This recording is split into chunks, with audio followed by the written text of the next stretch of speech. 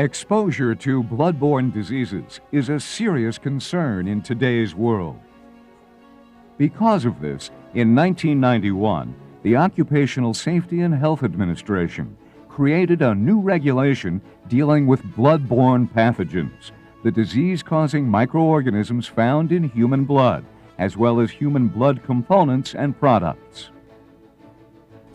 This program will show you how exposure to bloodborne pathogens occurs, so you can help protect yourself and others. You may also want to read the regulation itself. Your course instructor will tell you where to find the nearest copy. While there are a number of bloodborne pathogens, those causing hepatitis B, hepatitis C, and the human immunodeficiency virus pose the greatest threat. Human immunodeficiency virus, or HIV, is the newest of the bloodborne pathogens and is spreading rapidly. It is believed that over 1 million people in the U.S. have already been infected. Currently, no vaccine exists to prevent infection of HIV, and there is no known cure. Symptoms experienced at the onset of HIV infection can vary. They include weakness, fever, sore throat, nausea, headaches, diarrhea, and other flu-like symptoms. However, many people with the HIV virus show no apparent symptoms for years after their initial infection. Controlling the spread of HIV is very important. It is generally believed that those who contract the HIV virus will ultimately develop acquired immunodeficiency syndrome, or AIDS. AIDS results in a breakdown of the immune system, canceling out the body's ability to fight off other diseases. Hepatitis is a liver disease. It usually results in an inflammation of the liver and frequently progresses to more serious conditions, including cirrhosis and cancer. Each year in the U.S., there are over 70,000 new cases of hepatitis B, the most common type of viral hepatitis. And it is estimated that more than 3 million people in the U.S. are carrying the hepatitis C virus. And while there is no cure for hepatitis B or hepatitis C, a vaccine does exist that can prevent hepatitis B infection. After exposure, it can take 4 weeks to 6 months for hepatitis B to develop. Early detection is extremely important, since vaccinations begun immediately after exposure to the virus can often prevent infection. The initial symptoms of both hepatitis B and hepatitis C resemble those of a mild flu. There is a sense of fatigue, nausea, loss of appetite, and possible stomach pain. Often, jaundice, a distinct yellowing of the skin, will eventually develop, as well as a darkening of the urine. However, as with HIV, people infected with hepatitis will frequently fail to show symptoms for weeks or even months. Bloodborne pathogens are most often transmitted parenterally. This is where microorganisms present in a substance are accidentally injected into a worker by a contaminated sharp object.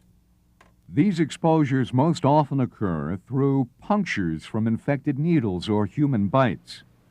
Other ways of transmitting bloodborne pathogens include skin abrasions or cuts contacted by potentially infectious material, such as blood, human tissue, vaginal secretions from discarded hygiene products, and other body substances with blood in them. Preventing parenteral exposures to these materials is one of the major parts of the OSHA bloodborne pathogens regulation. Let's take a look at what the regulation requires of your facility. The first step involves the creation of an exposure control plan. This plan spells out how your facility will address the requirements of the regulation itself and includes a determination of each employee's potential exposure to bloodborne pathogens and an examination of ways to limit or eliminate exposure. The exposure control plan also deals with setting up a hepatitis B vaccination program, as well as procedures to be followed whenever an accidental exposure occurs. Other parts of the plan include warning signs and labels, employee training, and keeping the necessary records regarding exposure, vaccination, and training. The plan must also incorporate the use of standard precautions, which treats all human blood and other body substances as if they are known to be infectious. As you can see, OSHA insists that your facility's exposure control plan be very comprehensive. If you would like to look at your facility's plan, see your training instructor or supervisor. Now, we will take a closer look at the most important parts of that plan. Labeling is the most visible requirement in the regulations. Containers carrying any potentially infectious materials, such as blood, must be marked with a biohazard label. Labels must also appear on any equipment and materials suspected of being contaminated, such as stretchers and other equipment used by the first aid team or fire brigade in your facility. The word contaminated indicates the presence or anticipated presence of potentially infectious materials on an item or surface. Biohazard labels are fluorescent orange-red with the biohazard symbol in a contrasting color. The word biohazard is also marked on the lower portion of the label. Red bags or red containers can substitute for these labels. One of the places you will see biohazard labels is on containers of regulated waste.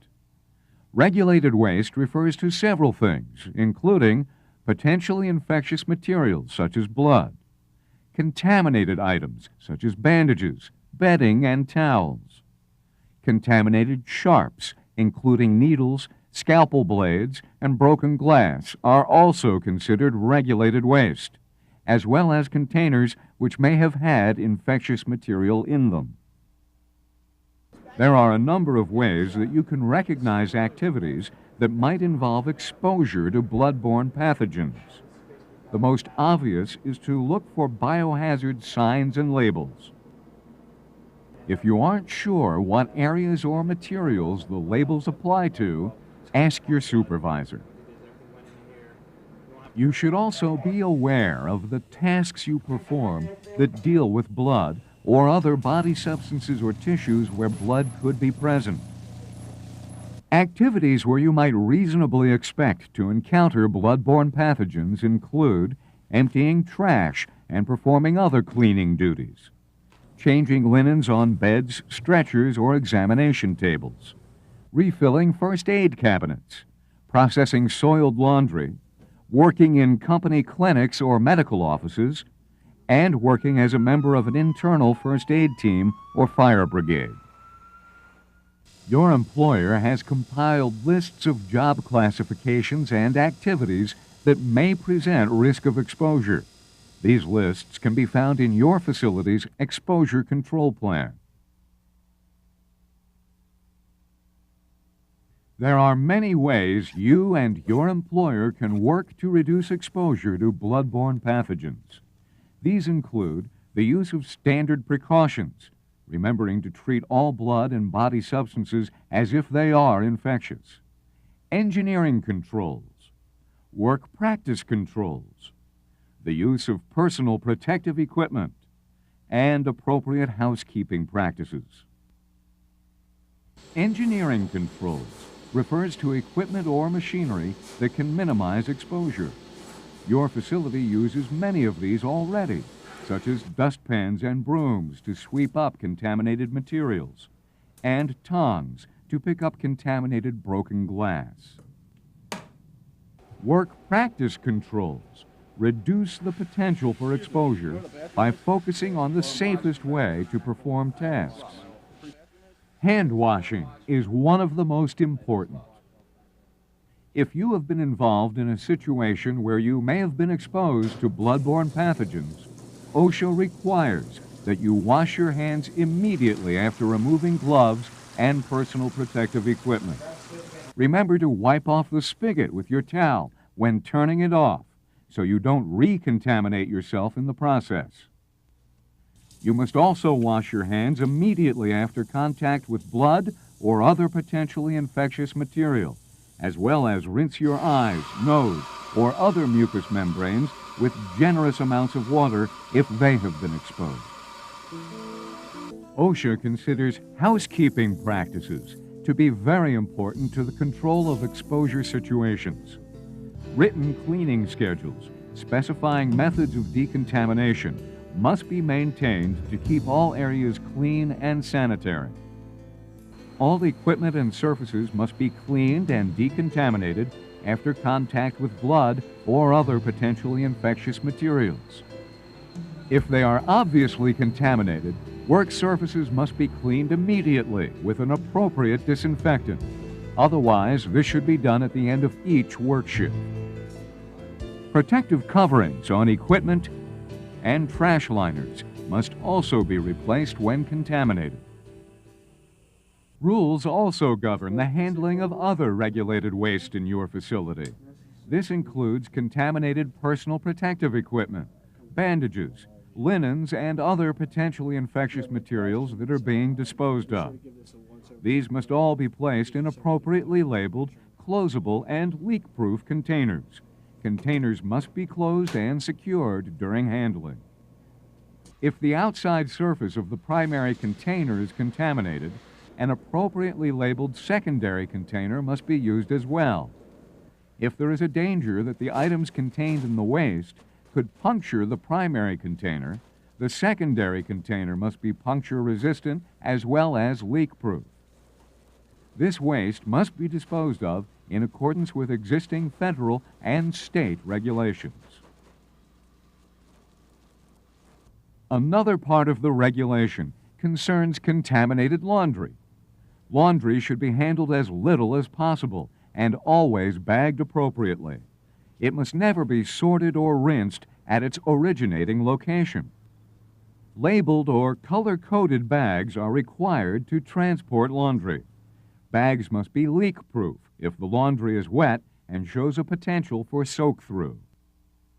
Of course, all laundry must be handled with gloves and other appropriate protective equipment. OSHA also addresses personal workplace activities. Never eat, drink, or smoke in areas where exposure may occur. You should also never apply cosmetics, lip balm, or contact lenses while in these areas. And food or drink should never be stored where blood or other infectious materials are kept. The last type of workplace control the regulation addresses concerns equipment. Before any piece of equipment is serviced or shipped, it must be inspected for contamination with body substances. Any required disinfection should be completed as soon as possible. Remember, if the equipment cannot be totally decontaminated, it must remain labeled as a biohazard. All employees or service personnel who may come in contact with the equipment must be notified of the location and type of contamination. The use of personal protective equipment is another important part of the bloodborne pathogens regulation. It must be worn whenever there is a chance of exposure to blood or other potentially infectious material. Gloves are mandatory in these situations. Disposable gloves should be replaced as soon as possible after becoming contaminated. Never attempt to decontaminate and reuse them. Replace disposables immediately when they are torn or otherwise damaged. Removing rings before putting on your gloves will help keep them from tearing. Utility gloves, usually rubber or vinyl, are heavier and can be reused after decontamination. However, they must be discarded if they are cracked, peeling, or otherwise damaged. Remember, you must change gloves and wash your hands after each exposure. If you are sensitive to latex, talk to your supervisor. Non-latex PPE will be made available to workers with documented latex allergies. Masks and eye protection should be worn whenever there is a chance that fluids may splash or splatter. Standard safety glasses protect the eyes from direct exposure from the front. Side shields provide added coverage. Safety goggles fit snugly and provide complete protection of the eye region. Face shields protect a greater area. However, you may also need to wear goggles or safety glasses if there's a threat that splashing or spraying could occur up under the shield. Pocket and other face masks are designed to protect the mouth and lip area. They should be worn whenever eye protection is used. Lab coats and other protective clothing provide protection for much of the body. They should be selected based on the degree and circumstance of anticipated exposure and must effectively prevent the pass-through of fluids and materials. Your facility has personal protective equipment available for you in your work area. If you are unsure of the location of a particular item, ask your supervisor. We have face shields. Down here you have safety goggles. You also need to be aware of your facility's procedures for handling personal protective equipment once it has been worn. Know the location of collection and disposal points and use them. Remember, you must take off your personal protective equipment before leaving your work area. Good work practices and the use of personal protective equipment can substantially reduce the risk of exposure. Vaccination, however, is the first line of defense against infection. There is, of course, no vaccine for HIV or hepatitis C. However, a vaccine against hepatitis B has been available for some time. The vaccine is administered in 3 injections, given several months apart. Hepatitis B vaccines are safe. There is no possibility of infection through the vaccine itself. And over the years, vaccination has proven to be very effective in preventing hepatitis B infection. Your employer has set up a free hepatitis B vaccination program for all employees who are at risk of exposure. Your training instructor can give you more information. If you are at any risk, it is important that you be vaccinated. It is so important that OSHA requires you to sign a form if you decline the vaccination.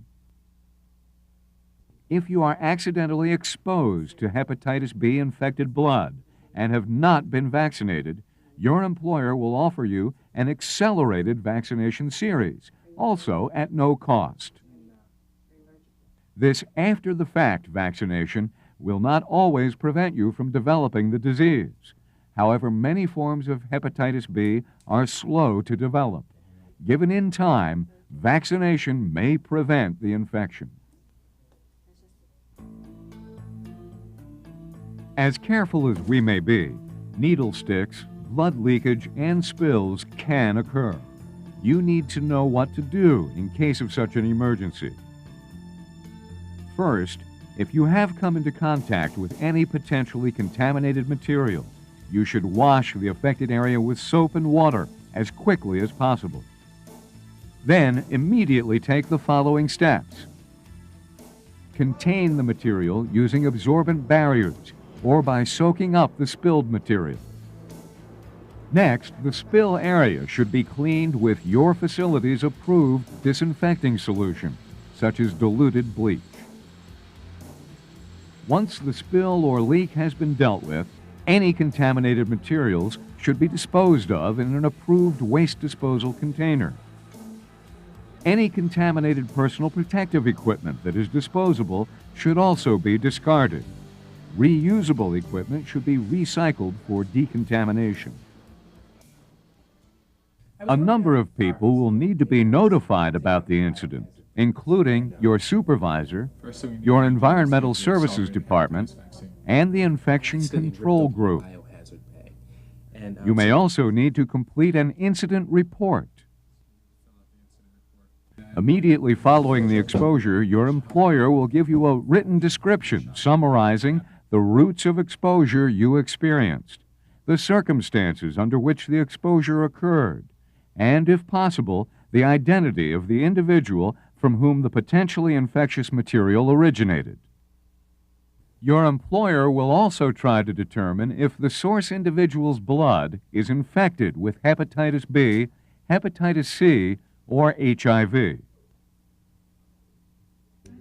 An appointment will be arranged for you with a healthcare professional to review the medical ramifications of what took place.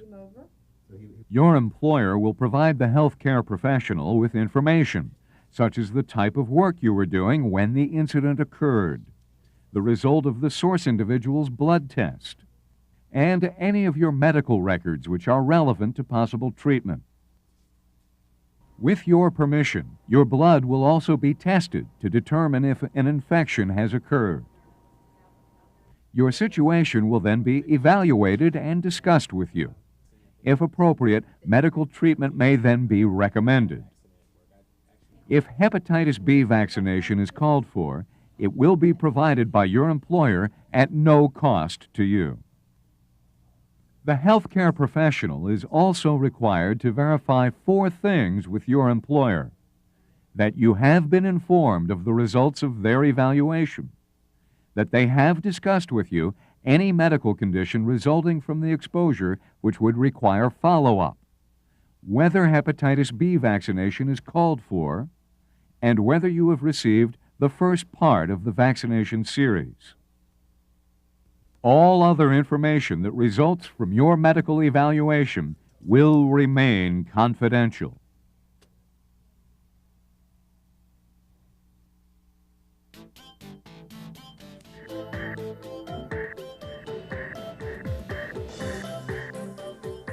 Bloodborne pathogens are dangerous, but by combining engineering controls, good work practices, hepatitis B vaccination, and the use of personal protective equipment, we can protect ourselves and others from exposure.